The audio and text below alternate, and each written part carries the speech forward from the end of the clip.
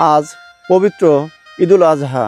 আজকে মুসলমানদের জন্য বড় একটি উৎসবমুখর দিন। আসলেই আমরা কিন্তু অতীতের সব কিছু ইতিহাস ভুলে যাই। কারণ কি জানেন, এই ইতিহাসটা চলে আসছিল যুগ যুগ ধরে। সেই ইব্রাহিম আলাইসাল্লামের পুত্র ইসমাইল আলাইসাল্লামকে যখন কোরবানি করার জন্য সে প্রস্তুত ছিল, তখন আল্লাহর তরফ থেকে দুম্বা কোরবানি হয়ে যায়।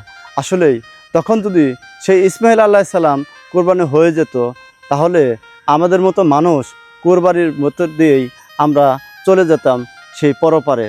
আসলে আমরা সবসময় ভুলে যাই এই আল্লাহ তাআলার নিয়ামত।